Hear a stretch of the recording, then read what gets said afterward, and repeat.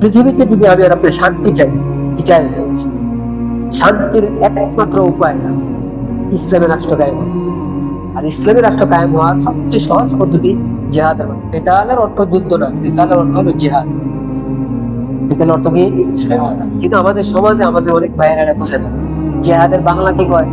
যুদ্ধ বলে না? যুদ্ধ আর জিহাদ এক না। এই যে এখন লাগতেছে যেমনি পারতেছে নিজের ক্ষমতা বাড়াইতেছে, এগুলো কি? যুদ্ধ। ভালো নিয়ত হোক, খারাপ নিয়ত হোক, উদ্দেশ্য থাকুক, উদ্দেশ্য না থাকুক, অন্যায় ভাবে হোক, ন্যায় ভাবে হোক, যত মারামারি হইতে পারে সবগুলোকে যুদ্ধ বলা যেতে পারে।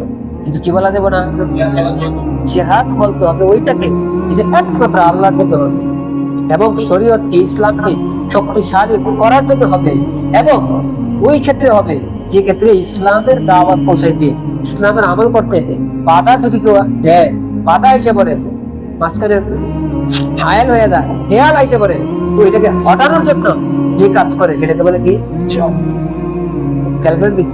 আবার যে কোনো মেহনত থেকে জিহাদ করে না। আমাদের অনেক ভাই আমার একটু বুজুর্গি কিছু একটা মেহনত করলে নাম দিয়ে দেখি, কিছু একটা মেহনত করলে যদি নাম দেয় জিহাদ, তো পৃথিবীতে সবাই জিহাদ করে, কারণ কার মেহনত নাই। আপনি কেউ আছেন যে মেহনত ছাড়া আছেন? সবাই তো মেহনত করে। এই জন্য যে কোনো মেহনত কি বলে না, জিহাদ করে না। আল্লাহ আমাদেরকে বুঝার তৌফিক দান করেন। জিহাদ অনেক গুরুত্বপূর্ণ, খুব খেয়াল করেন। নাম্বার 1, জিহাদ কেন দিছে আল্লাহ?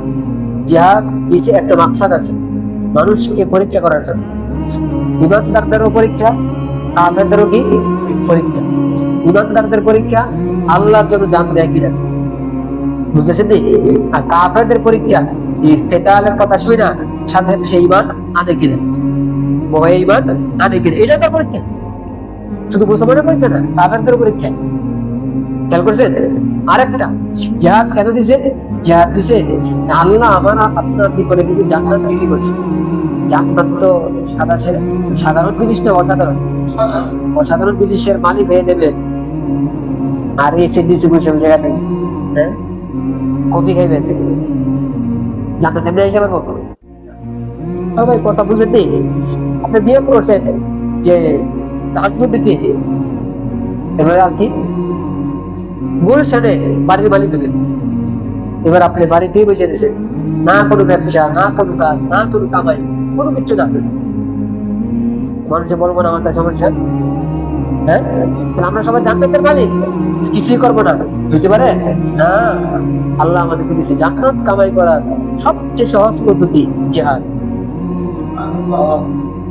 জিহাদ যদি কেউ করে আর যদি শেষ হয়ে যায়, শহীদ হয়ে যায়, আল্লাহ তার জিন্দেগীর সমস্ত করে মাফ করে দেয়। কিন্তু বান্দার হক মাফ করবো আল্লাহ। দেখছেন এই জায়গায় এই অনেক ভাই বলেছে মানে খালি খুব সময় খালি সত্য কথা বলবে, এটা আমি কি করবো? আমি বানাইছি ইসলামের কথা। কোন জায়গায় এই জায়গাটা বলছে যে যদি কোনো ব্যক্তি আল্লাহ তোর জান দিয়ে দেয় তো তার সব মাফ। এই জায়গাও এই কথা জানিছে বান্দার হক কি হবে না। যেমন কিভাবে আরেকজনের জায়গা দেওয়া, কিভাবে আরেকজনের হত্যা করি, কিভাবে আরেকজনের ইজ্জত নষ্ট করি, কিভাবে মিথ্যা কথা বলে আরেকজনের সাথে লাগাই নেই, ঝগড়া লাগাই নেই, একজনের ব্যবসা নষ্ট করে দেয়, সব শেষ করে দেয়। আল্লাহ। আরেকটা বিষয় আছে বলবো, পৃথিবীতে যদি আমি আর আপনার শান্তি চাই, কি চাই? শান্তির একমাত্র উপায় ইসলামের রাষ্ট্র কায়েম। কি রাষ্ট্র? এই কথাটা অনেক ভাই তৈরি করা হবে।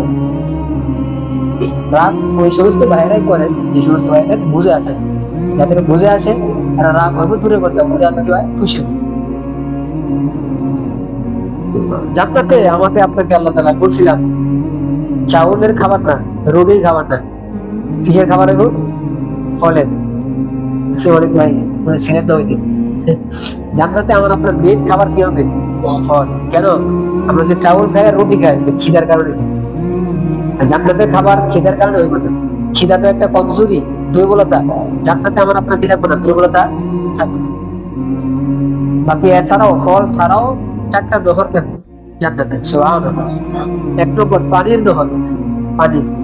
পানি তো পানি, যার গলার ট্যাক্সি ভালো করে ওই পানির চিনছে, আর যার ভালো করে ঠেকে নেয় পানির ভালো করে ছিল না। কি কর রমজান মাসে ইফতারের সময় পানি নেই, কিমত বুঝে আসে।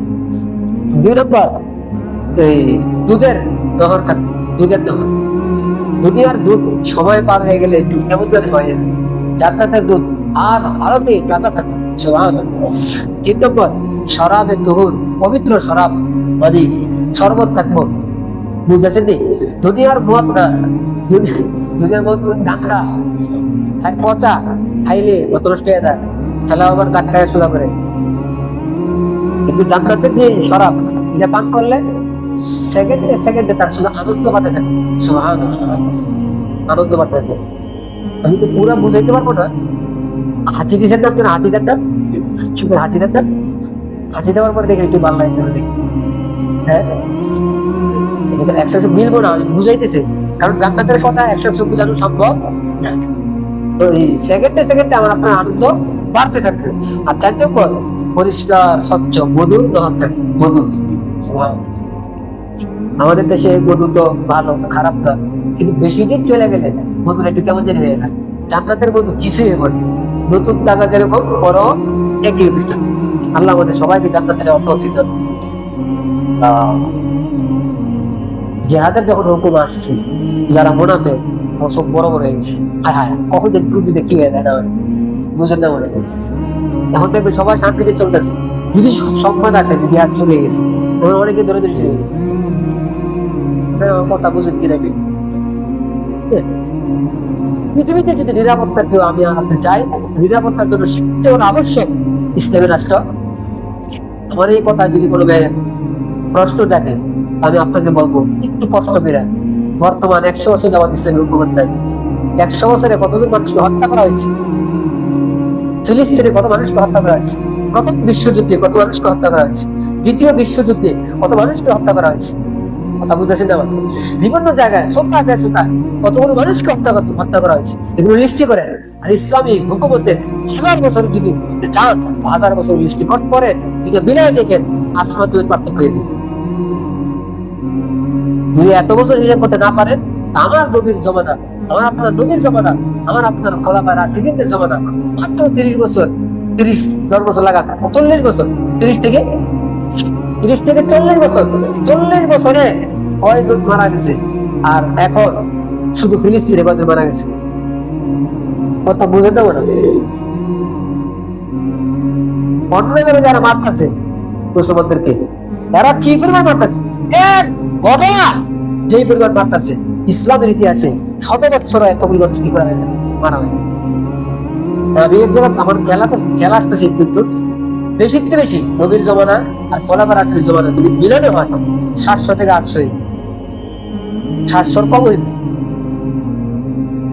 বড় বড় যুদ্ধ হয়েছে, এত যুদ্ধ হওয়ার পরে মানুষ কি হয় নাই, হাজার হাজার কি হয় নাই, খুব কম মানুষ মারা গেছে। আর এখন এক ঘটনাকে কেন্দ্র করে হিসাব ছাড়া হিসাবে মানে কত আছে হিসাব? আরে ভাই, মিডিয়া তো এদের আন্ডারে, মিডিয়া তো এর যদি দেখা যায় যে সংখ্যাটা পছন্দ না, দেখবে যেটা বন্ধ করে দিব, উল্টাই দিব, সব খবর যে ঠিক আছে এমনটা দিচ্ছে। আমরা অনেক সময় দেখবেন দুনিয়া অস্থির, যেমন অস্থির ভাবতেছে আসলে অস্থির না, এটা দেখানো হইতেছে অস্থির। কথা বুঝেন কিনা? আবার মানুষ বলবে দুনিয়া শান্তি, আসলে যে পরিমাণ শান্তি মনে হইতেছে এই পরিমাণ শান্তি না, দেখানো হইতেছে শান্তি। বুঝতেছে কিনা লাগে? দুনিয়া চলতেছে কিসে? প্রচারে, মিডিয়াতে। একজনের কেউ চেনে না, কিন্তু দেখবেন এমন ভাবে বুঝাই দিব দুনিয়ার সবাই ভালোবাসে, আর জনের সবাই ভালোবাসে, কিন্তু প্রচার করে দেখাই এমন ভাবে যে দুনিয়ার কেউ আর কি করতে পারে না, দেখতে পারে। আল্লাহ কোরআনের বিভিন্ন জায়গায় বলছে, আল্লাহ শান্তি যে আসবে যদি ইসলামী রাষ্ট্র কায়েম হয়। আর ইসলামী রাষ্ট্র কায়েম হওয়ার সবচেয়ে সহজ পদ্ধতি জিহাদের মাধ্যমে। তবে সঠিক জিহাদ, অবৈধ জিহাদ না। যেরকম ভাবে বিভিন্ন জায়গায় খারাপ ভালো আছে, ঠিক জিহাদের নাম দিয়ে অনেকে কি করতেছে, অন্যায় করতেছে। অন্যায়কারীর কারণে জিহাদ খারাপ হইতে পারে। কোনো ব্যক্তির দেহে যদি কোনো একটা ছোট্ট জায়গা পৌঁছা যায়, তাহলে ডাক্তার কি করে এই জায়গাটা কেটে ফেলে, কি করে এই পচা জায়গায় যদি আন্দোলন করে, তবুও খারাপ, কাটতে চায়, সুস্থ ওলাদের সাথে এবার মিললে বলে আমরা শান্তি চুক্তি করি। আমরা কি করি? শান্তি চুক্তি করে আমরা একসাথে থাকি। আমাদের কিছু কি করতে না পারে, কাটতে না পারে, সারা শরীর সুস্থ। এরা কয় সারা অলরেডি করছিল, কাটার কি দরকার? কাটার সেটা করার কি দরকার? থাক না। শান্তি চুক্তি কে দেয়? কথা বুঝেনি। যদি যাই খেয়ে দেয় শান্তি চুক্তি করে, পচায় পচা থাকবো না সুস্থটারে পচাইবো? বর্তমান জমানায় মুসলমানরা যার সাথে শান্তি চুক্তি করে এরাই উল্টা দুনিয়াতে কি করতেছে? অশান্তি করতেছে। আর আমরা তাদের কাছ থেকে শান্তি ভিক্ষা চাই। আশা করি আপনার কাছ থেকে আমরা কি পাই? কি পাবো? শান্তি পাবো, শান্তি পাবো। আল্লাহ আমাদের সবাইকে বুঝার তৌফিক দান করুন। আল্লাহ। ওদিকে খারাপ লাগে জিহাদের কথা শুনলে। আল্লাহ বলতেছে যদি তোমাদের কাছে খারাপ লাগে তো কোরআনটা একটু পড়ে দেখো। আমি আমার কথা বলতেছি, কে কয়? তোমাদের কাছে যদি খারাপ লাগে কোরআন দিয়ে গবেষণা করো। এখন আমি বলতেছি আমার কোনো ভাই যদি আমার কথা খারাপ লাগে, এই কথাগুলো আমার না, আল্লাহ যদি কোরআন ভালো করে মনোযোগ দিয়ে পড়ি আমাদের খারাপ লাগা থাকবো না। কথার উপর এক। দুই নম্বর, জিহাদ কেন দিচ্ছে? আরেকটা কথা আল্লাহ নিজে বলতেছে জিহাদ দিচ্ছে এই কারণে কাফেরদেরকে জাহান্নাম থেকে বাঁচার জন্য। সুবহানাল্লাহ। আবার আবার আবার জিহাদ কেন দিছে? কাফেরদেরকে জাহান্নাম থেকে বাঁচার জন্য। কেন? যে কাফের অবস্থা মারা গেল পরে কেউ জাহান্নাম থেকে বাঁচাইতে পারবো না, কিন্তু জিহাদের উসিলায় যদি কোনো কাফের মুসলমান হয়ে যায় সে জাহান্নাম থেকে বাঁচাইবে। হয়েছে হাজারো মানুষ কি গেছে, হয় নাই? হুদায়বিয়া সন্ধির আগে কোনো কাফের ইসলাম নিয়ে গবেষণা করার কি পায় নাই, সুযোগ পায় নাই। হুদায়বিয়ার সন্ধি হয়েছে, এরপর মক্কা হয়েছে, দলে দলে মানুষ ইসলামে আসছে। কেমনে আইছে? চোখ বন্ধ করে না, ভাবছে ভাইবা দেখে কিনে আমি যেই ধর্মে আছি এটা ঠিকই খুবই খুব ভালো কোনটা? ইসলাম। তাহলে আমি আর ফাও পয়সা থাকবো কেন? মুসলমান হয়ে গেছে। এই যে ভাবছে, বাবার সবচেয়ে বড় উসিলা ছিল কি?